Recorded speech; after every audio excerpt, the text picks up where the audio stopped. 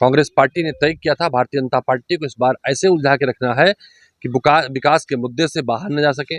जो भारतीय जनता पार्टी ने किया है बताना पड़े, अन्यथा ऊल जरूर बोलना पड़े। तो भारतीय जनता पार्टी विकास के मुद्दे से भटकी, इसलिए कांग्रेस पार्टी रणनीति के तहत दक्षिण से उत्तर की तरफ बढ़ते हुए आ रहे हैं। दक्षिण में भारतीय जनता पार्टी को साफ करेंगे, उत्तर में हाफ करेंगे। तो उस रणनीति साथ हमारा जो आगमन की तिथि है वो 30 तारीख तक उत्तर का शुभ मुहूर्त है, जो कि शुभ मुहूर्त के हिसाब से इस बार भारतीय जनता पार्टी के अत्याचार, अन्याय, अहंकार को खत्म करने की रणनीति पर कांग्रेस पार्टी काम कर रही है। ये बताइए, आज यहाँ पर अमेठी में रॉबर्ट वाड्रा की कुछ होर्डिंग लगाई गई थी, क्या कहेंगे आप? जांच का विषय है। लोग कह रहे हैं भारतीय जनता पार्टी के लोगों ने लगाया, तो जांच होनी चाहिए कि भारतीय जनता पार्टी के किन लोगों ने और क्यों रॉबर्ट साहब की होर्डिंग लगाई। ये बताइए, कौन लगाया था? क्या कांग्रेस के लोगों ने इसको नहीं लगवाया था?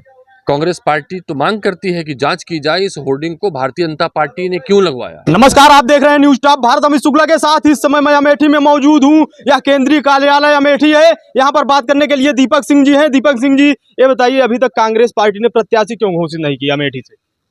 नामांकन यहाँ 27 से शुरू होगा। नामांकन शुरू होते ही प्रत्याशी भी आ जाएगा। कांग्रेस पार्टी अपनी उस रणनीति के साथ काम कर रही है। कांग्रेस पार्टी ने तय किया था भारतीय जनता पार्टी को इस बार ऐसे उलझा के रखना है कि विकास के मुद्दे से बाहर न जा सके। जो भारतीय जनता पार्टी ने किया है बताना पड़े, अन्यथा ऊल जरूर बोलना पड़े। तो भारतीय जनता पार्टी विकास के मुद्दे से भटकी, इसलिए कांग्रेस पार्टी रणनीति के तहत दक्षिण से उत्तर की तरफ बढ़ते हुए आ रहे हैं। दक्षिण में भारतीय जनता पार्टी को साफ करेंगे, उत्तर में हाफ करेंगे। उस रणनीति साथ हमारा जो आगमन की तिथि है वो 30 तारीख तक उत्तर का शुभ मुहूर्त है, जो कि शुभ मुहूर्त के हिसाब से इस बार भारतीय जनता पार्टी के अत्याचार, अन्याय, अहंकार को खत्म करने की रणनीति पर कांग्रेस पार्टी काम कर रही है। ये बताइए, आज यहाँ पर अमेठी में रॉबर्ट वाड्रा की कुछ होर्डिंग लगाई गई थी, क्या कहेंगे आप? जांच का विषय है। लोग कह रहे हैं भारतीय जनता पार्टी के लोगों ने लगाया, तो जांच होनी चाहिए कि भारतीय जनता पार्टी के किन लोगों ने और क्यों रॉबर्ट साहब की होर्डिंग लगाई। ये बताइए, कौन लगाया था? क्या कांग्रेस के लोगों ने इसको नहीं लगवाया था? कांग्रेस पार्टी तो मांग करती है कि जांच की जाए इस होर्डिंग को भारतीय जनता पार्टी ने क्यों लगवाया। ये बताइए, कांग्रेस से कौन आ रहा है यहाँ पर? कौन होगा प्रत्याशी? खुद स्मृति ईरानी जी जोर जोर से गला फाड़ फाड़ कर कह रही हैं राहुल गांधी 26 को आएंगे, जैसे वो इंतजार कर रही हैं।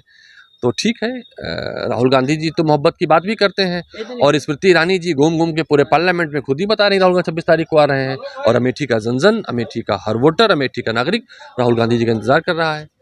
ये बताइए, यहाँ पर तैयारियां जोरों पर शुरू है, तो क्या माना जाए, क्या होगा, कब आएंगे?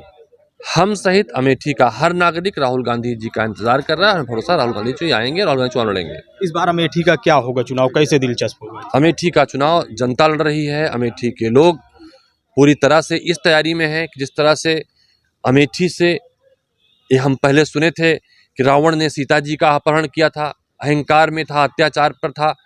विभीषण ने कहा था ना, सीता जी को लेने के लिए भगवान प्रभु राम गए थे, रावण रथी बिरथ रघुवीरा देख विभीषण भय अधीरा।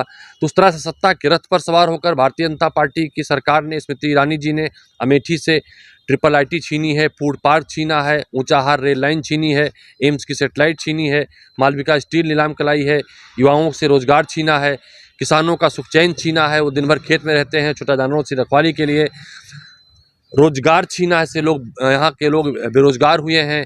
वादा खिलाफी की है, 13 रुपये किलो चीनी देने का वादा किया था, वादा खिलाफी करके लोगों से भरोसा छीना है।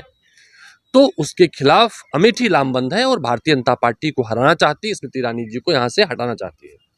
तो ये बताइए, कब तक जो है कांग्रेस पार्टी प्रत्याशी घोषित हो जाएगा, क्या मानना है आप लोगों का? स्मृति ईरानी जी की बताई डेट पे तो नहीं होगा।